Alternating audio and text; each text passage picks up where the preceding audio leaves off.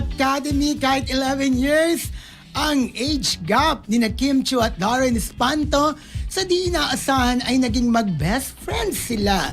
Nasasakyan kasi nila ang trip ng isa't isa. Si Darren daw ang isa sa mga besties ni Kim na nakakaalam ng real scar sa kanila ni Paolo Abellino. Yes, so hindi lang sila matatawag talagang mag-besties ha. Matatawag sila talagang parang mag-ate, di ba? Correct. Parang ganon. Magkapatid. Ako mapapansin nyo, mapapansin natin si Darren, may mga banat siya na mga panunukso kay Kim dun sa kanilang noontime show. Kasi alam natin pag may alam ka di ba? Dadaan mo sa biro, pero half men. Half men. Oo. Half Kaya men. alam na alam daw ni super supportive daw talaga itong si Darren kay Kim Chiu at saka kay Paolo Abellino. Pero yung kanila, kasi kaka-birthday lang ni ni Darren, kung di ako nagkakamali. May 24 ata yung birthday niya. May din. So, May din. So, Ako sabi din, May niya, 30. sabi nga niya, sa napaka-generous na bestie daw niya, happy birthday. Kasi, kung mapapansin niyo, tuwing pupunta si Darren sa Canada o sa ibang bansa, lagi na lang may pasalubong si Kim. Kahit super yaman si Kim, ang mamahal ng pasalubong niya kay Kim. Iba pa rin kasi naalala kayo na sinasabi niyo. Kahit mayaman ka, di ba? Pag niregaluhan ka, ang sarap pa rin ng pakiramdam. Ang isa pa nga, naalala nyo, nagkaroon si si nagbenta si Kim yung mga nila gamit niya. Tawag doon? Mga Garage bag, sales. garage sale. Di ba nagpunta ako doon? Hindi pa. Pumunta ako doon. May tawag doon dito lang sa Tomas Munato yata. Tapos, bumili pa nga ng mga bag si Darren, bumili siya ng maraming bags. Ganun talaga ang nila, samahan nila, nagtutulungan. Pero ito lang parang may nabasa ako na parang, correct me, kaya mga Team Paulandia, parang nabasa ko na parang hindi nila ganun kaibigan ni Kim, sila Angelica at saka nabasa ko yan. ba Actually, ito? pinoward ko yan sa inyo Yan nga iniintriga naman itong si Kim Chiu at saka si Bella at saka si Angelica Panganiban na para daw hindi na daw ganun madalas mag-banding at saka meron daw parang nung Mother's Day or nung birthday hindi raw bumate. May isang hindi bumate. Baka naman syempre sobrang busy naman din nila, di ba? Pero nga, yun ang intriga sa friendship. Yes. Kino-question yung friendship nila, hindi naman siguro, di ba? I Hindi don't naman natin think so. nakikita yung bawat case. Baka nagchat-chatan, nagtatawagan. Oo, correct. At si Marcelita at saka Ate Carmen Dolalas, ano kaya yun? Di ba, naalala nyo si Ate Carmen Dolalas nga minsan, hindi natin nabati sa birthday niya, di ba? Minsan talaga, may nakakalimutan din. Maaaring ganun ang nangyari sa mga magkakaibigan na yan. Pero love na love natin sa Ate Carmen, pupunta tayo sa Cebu. Correct. Si Minda Campbell nandyan na. Happy blessed Tuesday, sabi niya ganon. Thank you, Minda Campbell, ayan. Si Daniel, ayan. Si Watching si from Vancouver. Bern Punsalan, 4297. At saka si Ayan. Bill Matam, Linda Miranda, Tess Caparas, hello. Sabi ni Bern Punsalan, si Angge at Kim, kakabanding lang nung Sunday. Ayan. Kasi meron po In fairness, yung nagsulat na ano rin siya, kilala ko yun. So hindi yun nga, totoo. Hindi, medyo may pinanggagalingan din ng mga kwento dun pero ito nga nagbanding doon sa Angelica. So, ibig sabihin, wala lang sigurong times sila. Lahat naman ng magkakaibigan Lalo na based na sa sino ba yun? Si Sino? Angelica, based na sa malayong lugar. Parang Olongapo. Subic. Zambales. Zambales, batiin natin si Daniel M2C. Shout out po kay Elizon, watching from Vancouver. Ay po, Vancouver. Parang feeling ko pag kinasal si Kim at saka si Paolo, talaga. Aba yan. Ano tawag doon? Best man? Best man siya. Hindi, ang mamimili yata ng best man is yung lalaki. Siya magiging, walang aboy, no? Aboy lang mga Si Angelica, Aboy si Angelica Johnson. Malay mo naman. Abay. Siyempre, lalaki, ring bearer. Wala. Ring bearer si si Darren? Darren. Oo. Wala. Pero yung naglalagay ng ganun-ganun, yung belo, yung may kapartner. Oo, ganun-ganun, tama, yung ganun, tama, oo. Yung ganun-ganun. Hindi pa kasi kami kinakasal, kaya hindi po namin alam Yung may eh. ganun di ba? Yung May belo. cord. Oh, yung cord. Oo, Ayun, yung yung ganung cord, cord. oo. Maid of honor sa babae. Oh, Sa lalaki, anong May tawag? kapartner, tapos ilalagay yung... Oh, anong ganun. tawag kasi yan? Wala. Hindi ko alam eh. Groomsmen. Hindi. Groomsmen. Best Oo. man. Best man isang lalaki. Oo, best Kasi ako man. naging Pinaka-best. best man ako ng kuya ko eh. Oh, alam ko, pinaka-best friend nung lalaki, di ba? Yung Mm. best man May niya. groomsmen, di ba ate Carmen? Groomsmen, may Oh, basta ganun. part siya na bridesmaid. Yung bridesmaid, mga abay na babae. Oo. Ang groomsmen, mga lalaki. Kaya men, groomsmen. Groomsmen, sabi nga ni Groomsmen, di ba? Vern Punsalan, groomsmen Hi, and bridesmaid. Hi, Vern Ayan. Ponsalan. O, di ba tama ako? Oo, sabi, Talagang pinag-uusapan na natin na Oy, si magiging Tin! kasal. Hello, ng Tin! Pao. DJ Matro. Tin! Sabi niya, happy Kaugma Festival, Ay! Caramarisol. Shout out mula dito sa Camarines, Taray, DJ Tin. Sur. Hello. O, pasalubong ha. Pasalubong. Mukhang talagang napaka-close ng friendship ni na Kim Chiu at Darren Espanto. Sa mga lumabas na posts at reports, nagbigay si Kim ng sweet at heartfelt na mensahe para kay Darren. Tinawag pa niya itong bestie at nagpahayag ng appreciation sa pagiging thoughtful at supportive nito. Nakakatuwang makita na sa showbiz, may mga genuine friendships pa rin na hindi lang pang-camera. Marami kasing celebrity friendships ang madaling maapektuhan ng intriga, busy schedules, o competition. Pero kina Kim at Darren, parang natural lang talaga ang samahan nila. Kita rin sa kanilang interaction sa It's Showtime na komportable sila sa isa't isa at may tunay na concern bilang magkaibigan. Para sa maraming fans, refreshing ang ganitong klase ng bonding dahil walang halong negativity o pilitang issue. Sweet man ang messages nila sa isa't isa, mas nangingibabaw pa rin ang respeto at genuine support.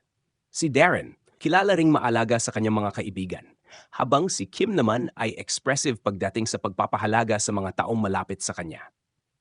Kaya hindi na nakakapagtaka kung bakit kinikilig at natutuwa ang fans sa bawat interaction nila. Isa rin siguro sa dahilan kung bakit maraming naaliw sa kanila ay dahil parehong positive ang vibes nila. Kapag magkasama sila sa hosting o backstage moments, ramdam ng viewers na hindi pilit ang chemistry bilang magkaibigan. At sa entertainment industry na puno ng pressure at criticism, malaking bagay ang magkaroon ng mga taong mapagkakatiwalaan mo talaga. Sa totoo lang, magandang halimbawa rin ito na hindi lahat ng sweet na mensahe ay kailangang lagyan agad ng malisya. Minsan, simpleng appreciation lang talaga sa isang kaibigan na naging present at supportive sa buhay mo. Kaya, mas lalong nagiging lovable ang tandem ni na Kim at Darren sa mata ng publiko. Sa tingin ko, magandang balita ito dahil ipinapakita nito na may genuine at healthy friendship sa pagitan ni na Kim Chiu at Darren Espanto. Sa industriya ng showbiz na puno ng intriga at issue, refreshing makita ang mga celebrity na marunong magpahalaga sa kanilang mga kaibigan nang walang halong negativity. Ang sweet message ni Kim para kay Darren ay hindi lang basta simpleng pagbati o pagpapachute. Para sa akin, simbolo rin ito ng respeto, appreciation, at pagiging grateful sa isang taong naging mabuting kaibigan at kasama sa trabaho. Kilala si Kim bilang very expressive at maalaga sa mga taong malapit sa kanya. Kaya kapag nagbibigay siya ng heartfelt message, ramdam ng fans na sincere talaga ito. Maganda rin tingnan na si Darren ay isa sa mga younger artists na malapit sa maraming kapwa celebrities dahil sa magaan niyang personality.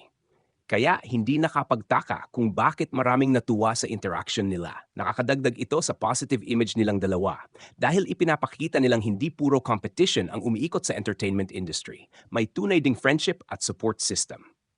Isa pang napansin ng maraming fans ay ang natural nilang chemistry bilang magkaibigan. Kapag nag-uusap sila o nagbibiruan sa mga shows, hindi pilit ang dating. Kaya tuwang-tuwa ang supporters dahil parang comfort zone nila ang isa't isa. At sa panahon ngayon na maraming toxic issues online, mas gusto ng mga tao ang ganitong klaseng good vibes at wholesome interactions. Sa kabuuan, masasabi kong positibo ang balitang ito. Hindi man ito malaking controversy o shocking revelation, pero isa itong klase ng balita na nagbibigay good vibes sa fans at nagpapaalala na mahalaga pa rin ang appreciation, kindness, at tunay na pagkaibigan sa showbiz. Ang masasabi ko sa balitang ito tungkol kina Kim Chiu at Darren Espanto ay isa itong napakagaan at positibong klase ng entertainment news na talagang kinatutuwaan ng maraming fans. Sa panahon ngayon kasi, madalas puro intriga, awayan o kontrobersya ang laman ng showbiz headlines. Kaya kapag may lumalabas na simpleng appreciation, sweetness at genuine friendship sa pagitan ng mga celebrities, mas nakakatuwa itong pag-usapan dahil good vibes lang talaga ang dala nito.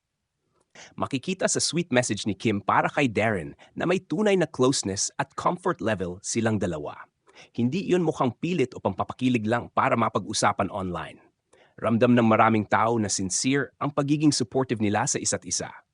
Kilala si Kim bilang isang taong very expressive kapag nagmamahal o nagpapahalaga sa kanyang pamilya, kaibigan at mga katrabaho.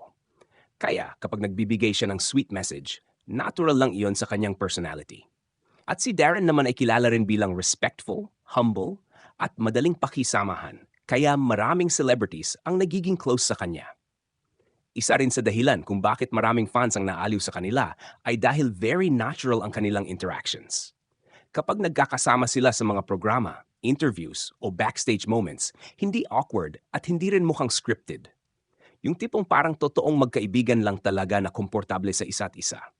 Sa entertainment industry kasi minsan may mga samahan na halatang for publicity lang. Pero sa kanila, parang effortless ang closeness nila kaya mas madaling suportahan ng publiko. Napakaganda rin ang epekto nito sa fans. Maraming tao na ngayon ang pagod na sa toxic negativities sa social media. Kaya kapag nakakakita sila ng wholesome friendship at positivity mula sa mga iniidolo nila, nagiging inspirasyon ito at nakakapagbigay saya kahit sa simpleng paraan lang. Maraming supporters ni Kim at Darren ang natuwa dahil ipinapakita nitong posible pa rin ang healthy relationships at friendships sa gitna ng pressure ng showbiz world. May ilan mang fans na kinikilig o nagbibiro tungkol sa sweetness nila. Pero sa tingin ko, mas nangingibabaw pa rin dito ang genuine admiration at suporta bilang magkaibigan. At wala namang masama roon. Normal lang na maging expressive ang mga tao sa mga taong mahalaga sa kanila. Lalo na kung naging bahagi ang mga ito ng kanilang personal at professional growth. Para rin kay Kim, magandang makita na napapalibutan siya ng mga taong nagbibigay ng positive energy sa kanya.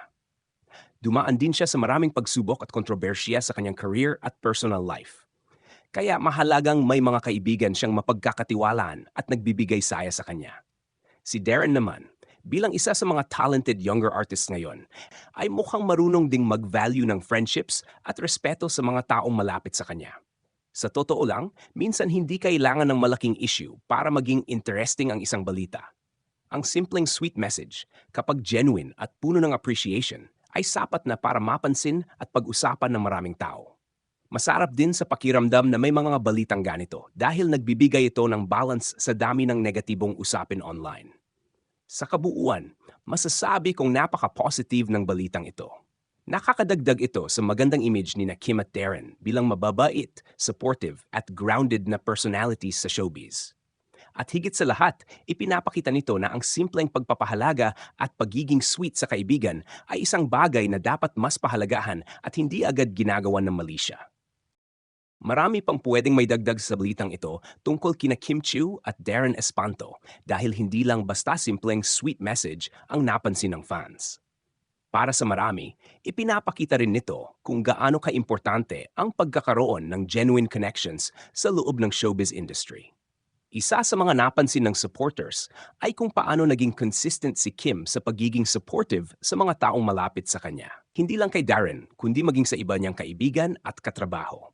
Kaya para sa fans, hindi ito pakitang tao, kundi bahagi talaga ng kanyang personality.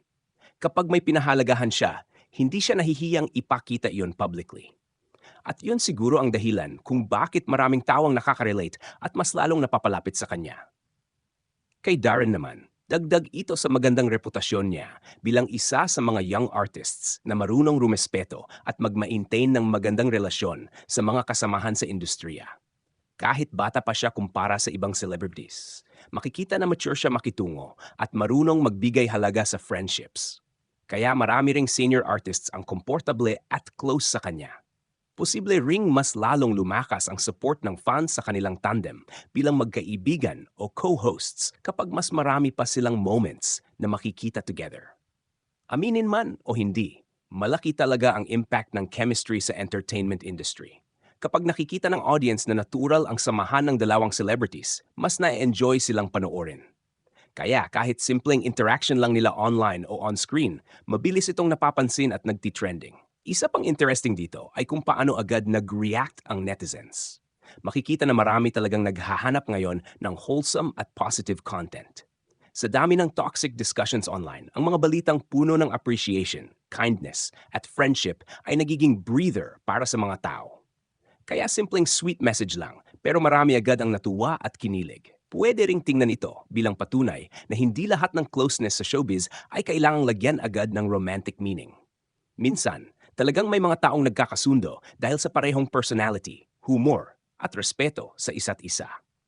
At sa kaso ni na Kim at Darren, mukhang doon mas nakafocus ang publiko sa genuine good vibes ng kanilang samahan.